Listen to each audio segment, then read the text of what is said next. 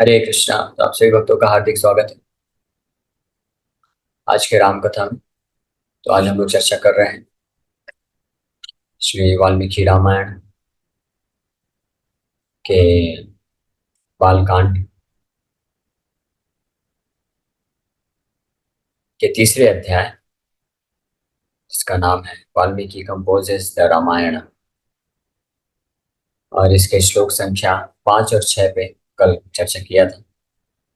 और इसके पश्चात अब 7वें 8वें श्लोक में आज इसके ऊपर चर्चा करेंगे। तत्सर्वं तत्त्वतो दृष्ट्वा धर्मेण स महाद्युति अभिरामस्य रामस्य चरितं कर्तुमुद्यता कामार्थगुणसंयुक्तं धर्मार्थगुणविस्तरं समुद्रमिव रत्नाढ्यं सर्वश्रुतिमनोहरम्। इस श्लोक की चर्चा कर लिया था ऑलरेडी कि वाल्मीकि ऋषि तैयार हो गए और रामायण में विशेष रूप से कामार्थ गुण संयुक्तम, यानी जो भौतिक लाभ है उसको सेकेंडरी गोल रखते हुए वर्णन किए हैं, लेकिन धर्मार्थ गुण विशेषतः विशेष रूप से भगवान की भक्ति और मुक्ति को प्राप्त करने का ये मुख्य गोल को सामने रख के इस रामायण ग्रंथ की रचना की। सा यथा कथितं पूर्वं नारदेन महर्षिणा रघुवंशस्य चरितं चकार भगवान ऋषि। भगवान ऋषि, वाल्मीकि ऋषि को यहाँ पे भगवान ऋषि बोला जा रहा है। बहुत पावरफुल। क्यों पावरफुल? क्योंकि नारद मुनि की कृपा को प्राप्त करके नारद मुनि के मार्गदर्शन में वाल्मीकि ऋषि भगवान राम के बारे में वर्णन कर रहे हैं, इसलिए उनको भी भगवान बोला गया है। भगवान क्यों बोला गया? भगवान मतलब जो भक्ति का ऐश्वर्य को धारण करके रखते हैं वो भी भगवान। भक्त का मतलब ऐश्वर्य होता है। भगवान मतलब जो ऐश्वर्य, समस्त ऐश्वर्य को धारण करते हैं। तो जिनके हृदय में शुद्ध भक्ति प्राप्त हो जाती है, तो भक्ति रूपी जो ऐश्वर्य है, भक्ति सर्वश्रेष्ठ ऐश्वर्य है, तो उसको धारण करते हैं तो वो भी भगवान कहलाते हैं। लेकिन यहाँ पे वाल्मीकि ऋषि को भगवान या अन्य भक्तों को जब भगवान कह के संबोधित किया जा रहा है तो मिसअंडरस्टैंड नहीं करना चाहिए कि वो भगवान विष्णु तत्व हो गए। विष्णु तत्व नहीं हुए, क्योंकि भगवान का अर्थ पे जाएंगे तो उस अर्थ के अनुसार भगवान के भक्तों को भी भगवान बोला जाता है भगवान के संबंध में।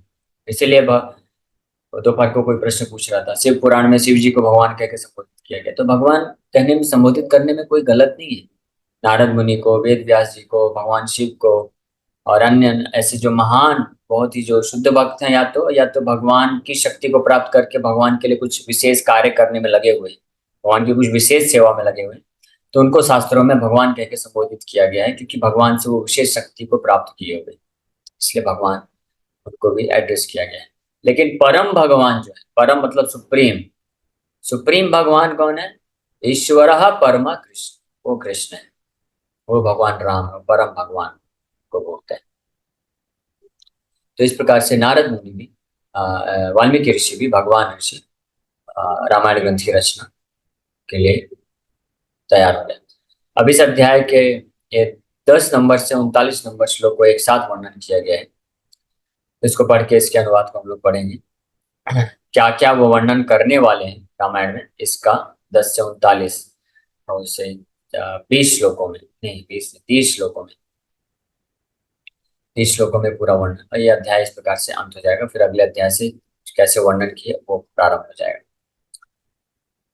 जन्म रामस्य सुमहद्वीर्यं सर्वानुकूलताम् कस्य प्रियतां क्षान्तिं सौम्यतां सत्यशीलताम् नानाचित्रकथाश्चान्यविश्वामित्रसमागमे जन् जानकाश्च विवाहं च धनुषश्च विभेदनम् राम राम विवादं च गुणान् दशरथेस्तथा तथाभिषेकं रामस्य कैकेय्या दुष्टभावतां विघातं चाभिषेकस्य रामस्य च विवासनं राज्ञः शोकविलापं च परलोकस्य चाश्रयम् प्रकृतीनां विषादं च प्रकृतीनां च विसर्जनं निषादा दीप संवादं सूतोपवर्तनं तथा गङ्गायाश्चापि सन्तारं भरद्वाजस्य दर्शनं भरद्वाजभिज्ञानात् चित्रकूटस्य दर्शनं वास्तुकर्म विषय विवेशं च भरतागमनं तथा प्रसादनं च रामस्य पितुश्च सलिलक्रियां पादुकारभिषेकं च नन्दिग्रामनिवासनं दण्डकारण्यगमनं विराधस्य वधं तथा। तो अभी तक दंडकारण्य में भगवान राम प्रवेश कर गए, यानी संपूर्ण रामायण को ये बड़े शॉर्ट में पूरा बताया जा रहा है कि ये सब चीज वर्णन करने वाले हैं रामायण में वाल्मीकि ऋषि। तो शुरू से जन्म रामस्य समूह, जन्म से लेकर के फिर कैसे कैसे वो बढ़े, फिर विश्वामित्र मुनि आकर के उनको लेके जाते हैं, फिर जानकस्य विवाहम च धनुषश्च विभेदनम, धनुष को तोड़ करके जानक्यास यानी सीता माता के साथ विवाह होता है। फिर उनका राम राम विवादम च गुणान दशरथे दासरथे तथा राम राम विवादम, राम का राम के साथ विवाद यानी परशुराम प्रकट हो जाते हैं। और फिर वहां पे भगवान रामचंद्र की महिमा प्रकट होती है कि भगवान दशरथ पुत्र दासरथेश गुणान, दशरथ पुत्र राम जो है परम भगवान। और फिर उसके बाद अभिषेक होता है, उसकी तैयारी होती है, लेकिन कैकेयी जो है उनको इस प्रकार से वरदान मांगती हैं कि राम को वनवास, तो राम वनवास में निकल जाते हैं, निषादपति के पास जाते हैं गुहक, और वहां से फिर गंगा को पार करके भरद्वाज ऋषि के आश्रम में जाते हैं, वहां से चित्रकूट जाते हैं, चित्रकूट में फिर भरत महाराज आते हैं उनको लेने के लिए, लेकिन भरत महाराज को समझा करके वापस भेज देते हैं। नंदीग्राम में भरत महाराज निवास स्थान बनाते हैं और अभिषेकम यानी रामचंद्र की पादुका को ही अभिषेक करके राज्याभिषेक करके राजा मानते हैं और खुद सेवक के रूप में राज्य का कार्यभार संभालते हैं। और यहाँ भरत महाराज नंदीग्राम चले गए और भगवान रामचंद्र भरद्वाज ऋषि से जो है परमिशन लेकर के दंडकारण्य पहुंच जाते हैं। इस प्रकार से तो ये है। तो अगर आप ध्यानपूर्वक सुनेंगे तो ये संस्कृत से भी आप समझ पाएंगे रामायण कैसे कैसे आगे बढ़ गया। दर्शनम सरभंगस्य सुतीक्ष्णाभिसंगमम् अनुसूया सहास्यामपि अंगरागस्य चार्पणम् अगस्त्य दर्शनं चैव जटायुरभिसंगमम् पंचवट्याश्च गमनं शूर्पणख्याश्च दर्शनं शूर्पङ्ख्याश्च संवादं विरूपकरणं तथा वधं खरतिर्त्रिशोरसोरुत्थानं रावणस्य च मारीचस्य वधं चैव वैदेह्यहरणं तथा राघवस्य विलापं च गृद्धराजनिबर्हणं कबन्धदर्शनं चापि पंपायाश्चापि दर्शनं सपर्या दर्शनं चैव हनुमद्दर्शनं तथा हनुमत दर्शनं तथा। तो उसके पश्चात फिर दंडकारण्य जब प्रवेश करते हैं भगवान, विराधस्य वधम चा, तो विराट नाम का जो असुर रहता है उसका वध करते हैं सबसे पहले। फिर सरभंग से मुलाकात होती है, सुतेक्षण इनसे मुलाकात होती है, अनुसूया सहाय सामपि अंग रागस्य चार्पणम, अगस्त मुनि से मुलाकात होती है, और वहीं पे जटायु और अभिसंगमम, जटायु से भी भेंट होती है। पंचवटी जाते हैं, वहां पे शूर्पणखा आती है, उसको उसका उससे उसका जो है विरूप करणम तथा विरूप कर देते हैं।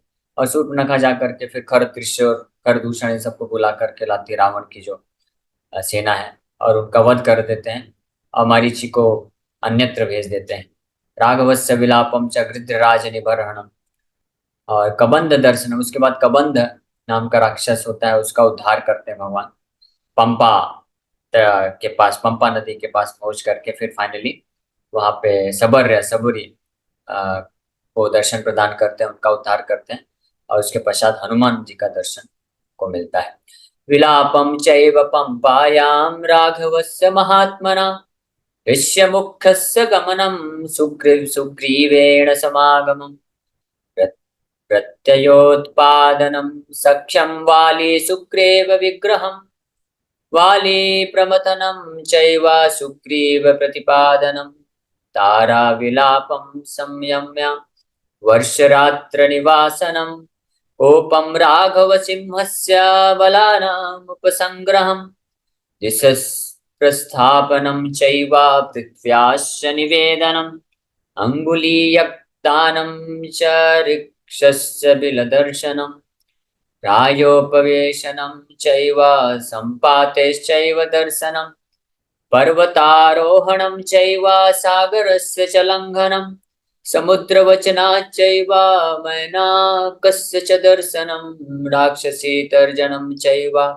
छायाग्राहस्य दर्शनं सिंहिकायाश्च निधनं लङ्का मलयदर्शनं रात्रौ लङ्का प्रवेशं च एकस्य च विचिन्तनम् आपानभूमिगमनम् अवरोधस्य दर्शनं रावणस्यापि पुष्पकस्य च दर्शनम् अशोकवणिकायानं सीतायाश्चैव दर्शनम् अभिज्ञानप्रदानं च सीतायाश्चाभिभाषणम् राक्षसी तर्जनं चैव तिर्जटा स्वप्नदर्शनं मणिप्रदानं सीताया वृक्षभङ्गं तथैव च राक्षसी विदृढं विद्रवं चैव किङ्कराणां निबर्हणं पञ्चासेनाग्रनिधनं सप्तमन्त्रीनिबर्हणं तथा क्षास्यापि निधनं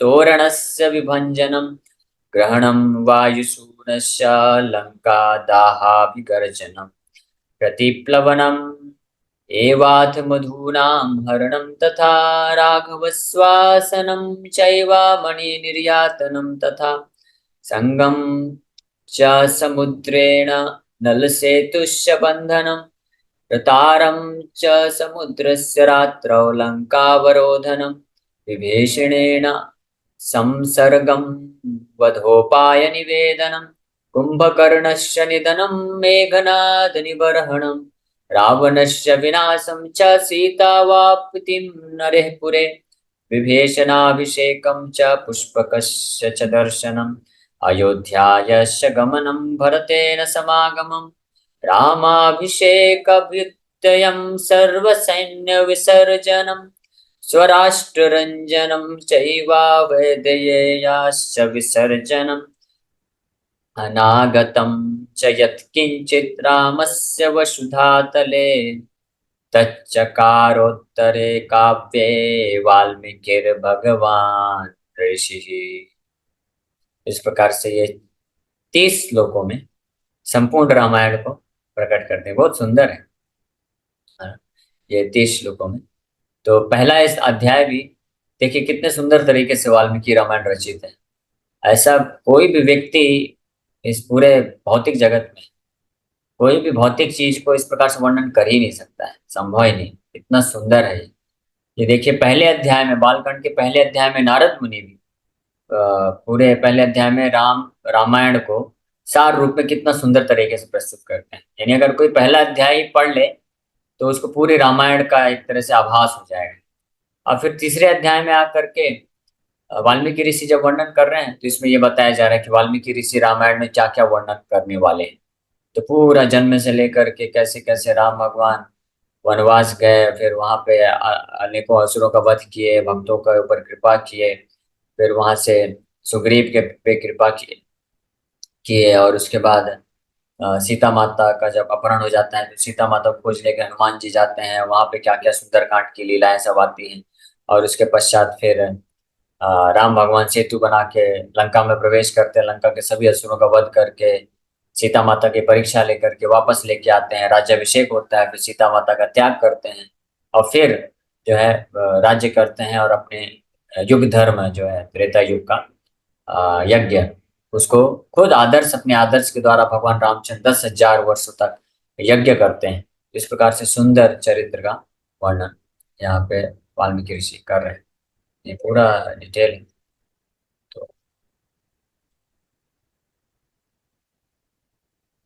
तो इसको चाहे तो थोड़ा सा हम लोग पढ़ सकते हैं। ऑलरेडी पता है कि फाइनली इस प्रकार से करते हैं। The sage Valmiki then shows in detail how he composed a book on the activities of Lord Rama in accordance with Brahma's instructions. Brahma ji जैसे आदेश दिए थे, निर्देश दिए थे, उसी के अकॉर्डिंग, उसी के अनुरूप वाल्मीकि ऋषि बड़े सुंदर तरीके से भगवान राम से संबंधित जितने भी डिटेल हैं, चरित्र हैं, उस सब को डिटेल विस्तार से पूरा वर्णन करने वाले हैं। यानी जो 30 श्लोकों में वर्णन कर दिया गया है, ये आगे आने वाले लगभग 24,000 श्लोक में वर्णन किया जाएगा पूरा डिटेल में। तो अब सोचिए कितना अमेजिंग होगा ना। ऐसा समझिए कि ये जो अभी जो हमने 30 श्लोक पढ़े, ये मात्र ट्रेलर है। ट्रेलर का भी ट्रेलर बोल सकते हैं। 30 श्लोकों में ट्रेलर प्रस्तुत किए हैं और पूरी पिक्चर अभी बाकी है। जैसे कोई मूवी का ट्रेलर देखता है तो बहुत आकर्षित हो जाता है, और ट्रेलर इतना अच्छा है, मूवी कितनी अच्छी होगी। तो इसी प्रकार से ये तो भौतिक मूवी तो कितना एक बार कोई देख सकता है, 2 बार देख सकता है, 3 बार देख सकता है, लेकिन फाइनली बोर ही हो जाता है। लेकिन भगवान की जो मूवी है, ये कोई बोर नहीं हो सकता। एक बार पढ़े, 2 बार पढ़े, 10 बार पढ़े, 50 बार पढ़े, पढ़ता रहे पढ़ता रहे, क्योंकि यही रामायण ग्रंथ है जो है जितने बार पढ़ता है, जो जिस स्तर का साक्षात्कार प्राप्त किया हुआ भक्त पढ़ता है, तो उतने ही अलग अलग लेयर में ये ज्ञान रिवील होता है। गीता, भागवत और रामायण, भगवान से संबंधित जो भी ग्रंथ है, ये वास्तव में अनंत है। भले ही 24,000 श्लोक देखें कि 24,000 श्लोक का ये ग्रंथ है, लेकिन वास्तव में ये अनंत है अपने आप में। क्यों? क्योंकि जितना साक्षात्कार जिस भक्त को होता है, वो उतना ही उसके लिए लेयर बाय लेयर परतें, सत्य की जो परतें हैं उसके सामने प्रकट होती जाती है। जैसे भगवत गीता है, वही 700 श्लोक का भगवत गीता है। हाँ, उसको हम भी पढ़ते हैं और कोई शुद्ध भक्त भी पढ़ते हैं, लेकिन रियलाइजेशन, साक्षात्कार अलग अलग होने के कारण उनकी समझ अलग अलग होती है, और वो अलग अलग प्रकार के भाव को आदान प्रदान कर सकते हैं भगवान के साथ। जैसे वो साउथ इंडिया में जो ब्राह्मण था, वो तो भगवत गीता को अच्छे से पढ़ भी नहीं पा रहा था, वो बस प्रयास कर रहा था। भगवत गीता, उसके गुरु जी ने बोला था कि आपको डेली जो है भगवत गीता पढ़ना है, तो बस गुरु जी का आदेश मान के पढ़ रहा था, शुद्ध भक्त था। लेकिन तो गीता को हाथ में लेके बस देखता रहता था, कुछ कुछ थोड़ा बहुत खोल खोल के जो है टूटे फूटे शब्दों में पढ़ता था, और कहीं पे कुछ भगवान का नाम आ गया, अच्युत, जनार्दन, केशव, मुरारी, मधुसूदन, तो तुरंत तो भगवान के दिव्य गुण उसके हृदय में प्रकट हो जाते थे। तो वो रोता रहता था, अश्रुधारा बहती थी, ऐसी स्थिति थी उसकी। तो बाकी जो तथाकथित ब्राह्मण थे, वो लोग निंदा करते थे, क्या है तुमको पढ़ना लिखना तो ज्यादा आता नहीं, तुमने ज्यादा पढ़ाई किया नहीं, ये गीता पढ़ के क्या तुम पढ़ते रहते हो, तो आता ही नहीं तुमको। तो वो ज्यादा माइंड नहीं करता था। जिसको जो बोलना है बोलता रहे, मेरे गुरुजी ने आदेश दिया है गीता पढ़ने के लिए, मैं डेली पढ़ूंगा। लेकिन चैतन्य महाप्रभु भी जब गए, तो चैतन्य महाप्रभु भी देखे कि अरे ये कोई ब्राह्मण है, पढ़ने का प्रयास कर रहा है। तो महाप्रभु भी पूछे कि तुम पढ़ने का प्रयास तो कर रहे हो, लेकिन तुमको पढ़ना नहीं आता है, तुम ज्यादा, ऐसा लगता है कि जैसे तुम ज्यादा पढ़े लिखे नहीं हो, तुमको ज्यादा संस्कृत नहीं आता, उच्चारण भी ठीक ठीक से नहीं आता है, तो तुम गीता पढ़ रहे हो, ऐसा क्यों? तो महाप्रभु जब इस प्रकार से पूछे, तो व्यक्ति समझ गया कि महाप्रभु निंदा करने के उद्देश्य से नहीं पूछ रहे हैं। तो फिर महाप्रभु को रिप्लाई करता है, बोलता है कि मेरे गुरुजी ने आदेश दिया है डेली भगवत गीता पढ़ने के लिए, तो इसलिए मैं आदेश मान के पढ़ता हूँ। मेरे गुरुजी को पता है कि मैं ज्यादा पढ़ नहीं सकता हूँ, लेकिन फिर भी वो मेरे को दिए हैं सेवा, तो मैं करता हूँ। तो महाप्रभु बोले ठीक है, अच्छी बात है, तो बहुत अच्छी बात है, लेकिन आप रो क्यों रहे हो? मैं देख रहा हूँ कि आपकी अश्रुधारा बह रही है, तुम रो रहे हो, तुम्हारा पूरा जो है कुर्ता धोती सब गीला हो गया है रो रो के, ऐसा क्यों?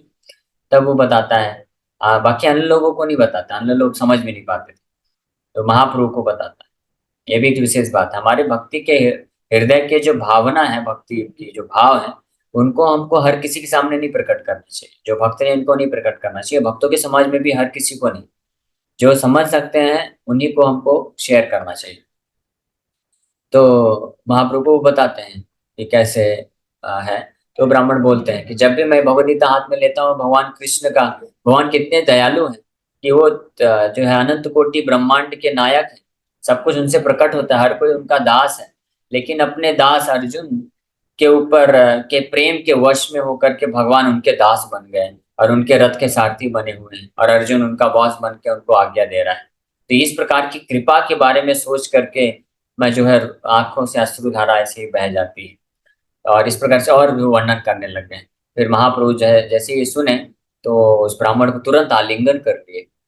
और फिर फाइनली जब महाप्रभु तो छुपा रहे थे, लेकिन वो ब्राह्मण समझ गया कि चैतन्य महाप्रभु वास्तव में जैसे आलिंगन पाया और भगवान का सुंदर स्वरूप देख करके, समझ गया कि आप वही कृष्ण हैं जो अर्जुन को जो ज्ञान दिए, आप मेरे सामने अभी ये सन्यासी रूप में बन के आए हैं।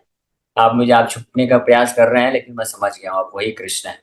तो तुरंत महाप्रभु के चरणों को पकड़ लिया और कृपा याचना करने लग गया। तो वही भगवान कृष्ण जो अर्जुन को कुरुक्षेत्र के युद्ध भूमि में अ, आधे घंटे 40-45 मिनट बोलते हैं कुछ लोग, 40-45 मिनट में पूरा गीता सुनाए, वही महाप्रभु 4 महीने तक, वही कृष्ण 4 महीने तक इस ब्राह्मण को डेली आकर के गीता की शिक्षा देते। कितना भाग्यशाली है वो, सोचिए। तो इस प्रकार से अब उसके पास जो रियलाइजेशन है, साक्षात्कार है, वो अलग लेवल का है। इस प्रकार से ग्रंथ बड़े अद्भुत है, दिव्य है। को जितने बार हम सुनेंगे, भले ही सारी लीलाएं आपको पता है, जानते हैं, लेकिन जितना आप सुनेंगे, जितना पढ़ेंगे, उतना ही नए नए आपको ज्ञान इसमें फील होगा। Lord Rama's birth was extremely great because King Dasrath obtained him on the strength of his great austerities, and he is an incarnation of Lord Vishnu. Sri Rama's prowess is his strength, his ability to kill Taraka, her sons, and others. He was obedient to all, specifically indicates his straightforwardness. Lord Rama's forgiveness refers to his tolerance of offenses. Saumyatam indicates that Lord Rama was pleasing, not terrible. सत्यशीलता indicates that his very nature is to be truthful. तो प्राय ये देखा जाता है कि जो बहुत बलशाली होते हैं ना, जो बहुत स्ट्रांग होते हैं, शक्तिशाली होते हैं, तो वो जनरली बड़े रफ एंड टफ होते हैं। उनके वाणी भी उतना सॉफ्ट नहीं होता है। जो बहुत ही बहादुर होते हैं जैसे, तो वो हर चीज में फिर जो है थोड़ा तेज तर्राट होते हैं, ऐसा बोल सकते हैं। लेकिन भगवान के अंदर सारे जितने भी अलग अलग प्रकार के विपरीत गुण है ना, वो सब विद्यमान होते हैं। तो जब भगवान असुरों का सामना करते हैं, तो भगवान उनको साक्षात यमराज बन जाते हैं उनके सामने। यानी सबसे डर भी भगवान के सामने आके डर जाए। जब भगवान इस प्रकार से क्रोधित करते हैं, देवता भी डरते हैं, ब्रह्मा जी शिव जी भी डर जाते हैं भगवान के क्रोध से। और वही भगवान अपने भक्तों के लिए इतने कोमल स्वभाव है, इतने मधुर होते हैं कि भक्त लोग हमेशा उनका दर्शन करना चाहते हैं, हमेशा उनके शब्दों को सुनना चाहते हैं। जब भगवान किसी सभा में उपस्थित होते हैं ना, उसमें मान लीजिए हजारों लाखों करोड़ों की संख्या में लोग हैं, बड़े बड़े ऋषि मुनि भी क्यों ना हो। जब उधर क्या बोलते हैं हस्तिनापुर में जब सभा चल रही थी, ये दासवी यज्ञ की तैयारी चल रही, तो उसमें पूरे ब्रह्मांड से बड़े बड़े ऋषि मुनि और भक्त सब लोग आए थे, ज्ञानी वेदांतेश पता नहीं कौन कौन कितने सारे लोग आए थे। लेकिन सब लोग जब भगवान कृष्ण बोलना चाहते हैं ना, तो सब चुप हो जाते हैं और पिन ड्रॉप साइलेंस, और सब अपने कान खड़े कर लेते हैं और सुनना चाहते हैं कि एक एक शब्द जो कृष्ण बोलने वाले हैं, वो एक शब्द भी हमारे कान से मिस नहीं होना चाहिए। अगर मिस हो गया मतलब बहुत बड़ा नुकसान हो गया। तो सब बिल्कुल ध्यान पूर्वक भगवान की तरफ देखते हुए और सुनना चाहते हैं। भगवान जो भी बोलते हैं उसको अमृत की तरह बस पान करते जाते हैं। अब वो भगवत गीता, हम लोग कितने भाग्यशाली हैं, वही भगवान कृष्ण बोल रहे हैं भगवत गीता। तो हमको बड़े ध्यान पूर्वक सुनना चाहिए, बड़े ध्यान पूर्वक पढ़ना चाहिए। भगवान हमारे लिए बोल रहे हैं।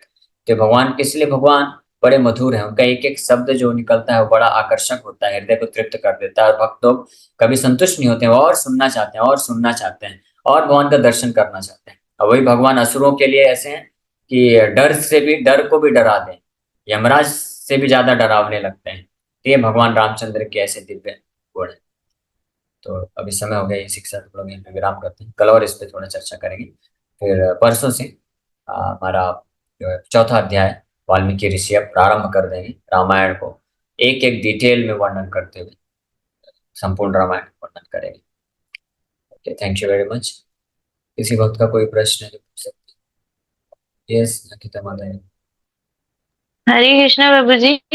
जो अंत में आपने बात बताई ना कि भगवान को एक एक शब्द भगवान के सुनने की इच्छा रखते हैं जब भक्त सुनना चाहते हैं, तो या कोई भी होंगे, तो एक चीज पूछना था, क्या इतना ज्यादा भगवान में आसक्ति हो सकती है कि भगवान के लिए मतलब भगवान के अलावा कुछ नहीं सूझे, और मतलब क्रेजी टाइप की जो मतलब बोलते हैं ना भावना आ जाए, लोग दुनिया उसको पागल बोले, ऐसा भी होता है आज के युग में क्या प्रभु जी? हरे। हाँ बिल्कुल हो सकता है। उसके लिए हमको अपने हृदय को शुद्ध करना पड़ेगा, तब हम भगवान के शब्दों को समझ पाए, सुन पाए, भगवान का फ्लूट सुन पाए। हाँ, तो जैसे भगवत गीता है, भगवान के शब्द ही हैं। भगवान, जो शुद्ध भक्त होता है, जब भगवत गीता के श्लोकों को पढ़ता है, भगवान बोल रहे हैं, वो डायरेक्ट, जैसे वो साउथ इंडियन ब्राह्मण, वो पढ़ के रो रहा है, और वो बंदे नहीं करना चाहता, और पढ़ना चाहता और सुनना चाहता है। तो वो ऑफ कोर्स साक्षात्कार पर निर्भर करता है, यानी हम जितने शुद्ध होंगे हृदय से उतनी मात्रा में भगवान के शब्दों को सुन पाएंगे और उसको ग्रहण कर पाएंगे।